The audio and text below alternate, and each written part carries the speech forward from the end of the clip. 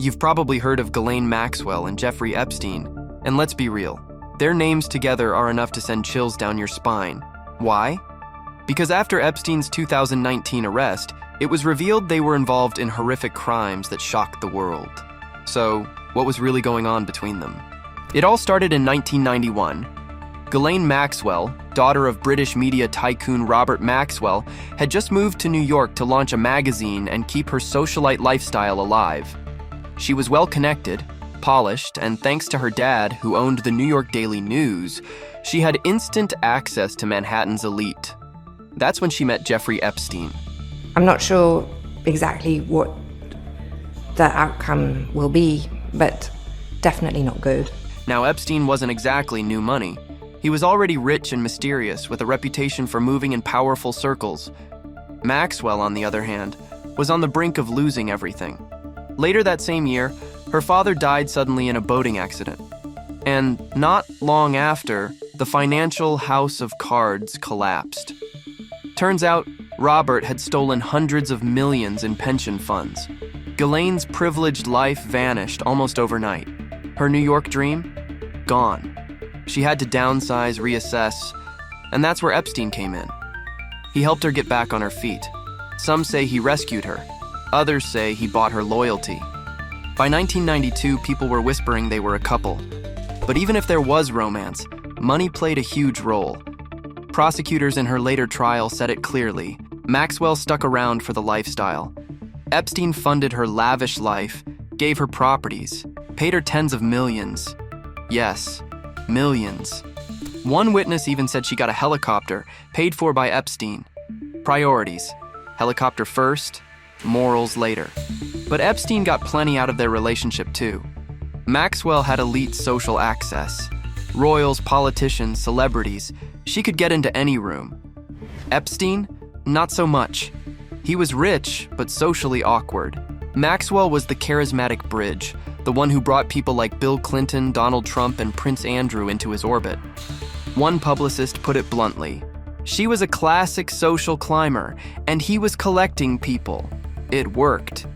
The couple was photographed widely at social events, including with some very notable faces, from President Bill Clinton to future President Donald Trump and the future First Lady, to across the Atlantic with Prince Andrew, the Duke of York.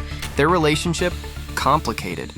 They never confirmed they were dating, but many who knew them believed Epstein and Maxwell were more than friends.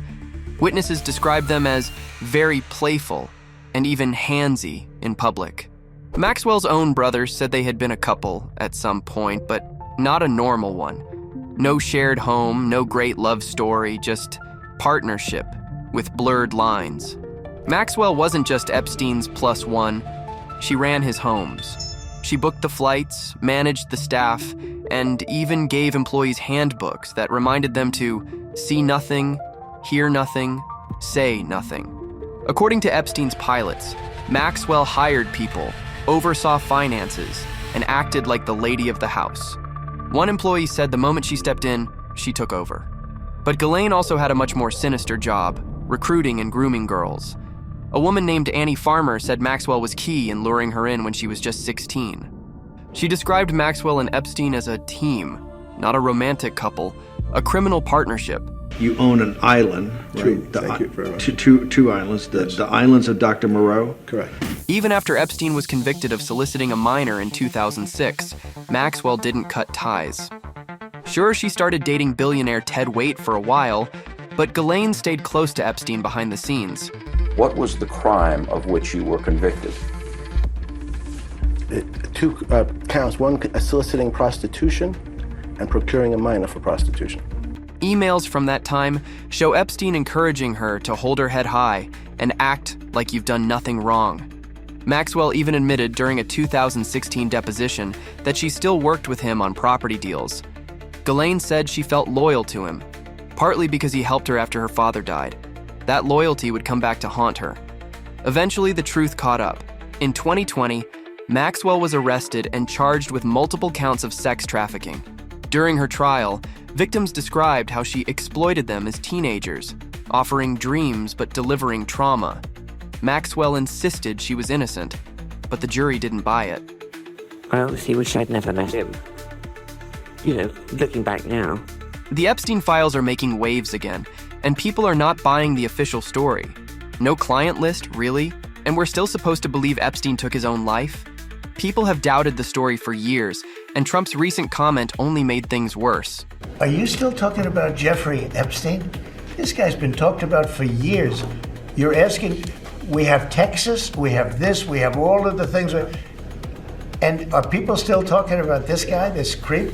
Why so defensive, Donald? It almost feels like there's more to the story than he's letting on. Let's rewind a bit. Trump and Epstein weren't just acquaintances, they were buddies. Their friendship goes back decades, with both men living it up between New York and Palm Beach. There are photos, flight records, and yes, parties. A lot of them. They were spotted together at Trump's Mar-a-Lago club and dining in Epstein's lavish Manhattan mansion. In 2002, Trump told New York Magazine, "I've known Jeff for 15 years. Terrific guy. He's a lot of fun to be with." And then added, "Brace yourself." It is even said that he likes beautiful women as much as I do, and many of them are on the younger side. Yikes. There's also that 1992 NBC clip from Mar-a-Lago, where Trump and Epstein are seen pointing at women on the dance floor like they're picking items off a menu. That same year, Trump reportedly hosted a calendar girl competition at the resort.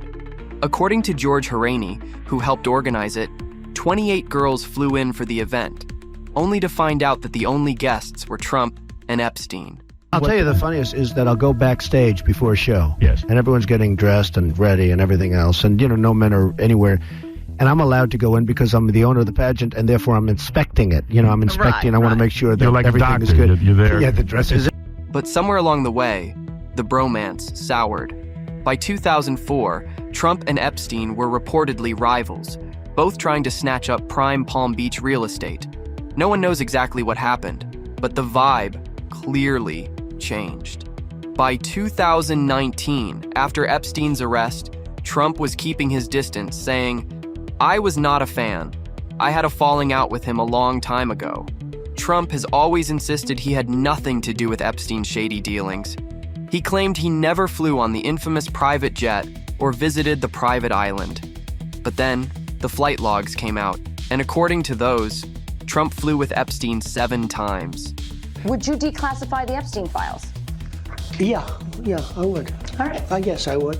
I think that less so because, you don't know it. You don't want to affect people's lives if it's phony stuff in there because there's a lot of phony stuff with that whole world. Then there's Virginia Giuffre, an Epstein survivor who tragically took her own life in April 2025. She said she was working at Mar-a-Lago as a locker room attendant when Ghislaine Maxwell recruited her.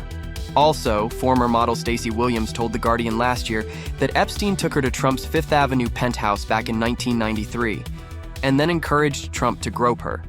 She called it a twisted game. Trump denies it ever happened. But what really sent eyebrows flying were the recordings released by journalist Michael Wolff. In tapes from 2017, Epstein described himself as Donald's closest friend for 10 years. He painted a pretty grim picture. Trump yelling at staff, womanizing, friendless except for Ivanka, his secretary, and a bodyguard. Horrible. According to Epstein, Trump was almost functionally illiterate and only read the Page 6 gossip column. Ouch. He's not functionally illiterate. But his reading comprehension is only complicated. But the part that's likely to stir up the most outrage? Epstein's claims about Trump's behavior with women.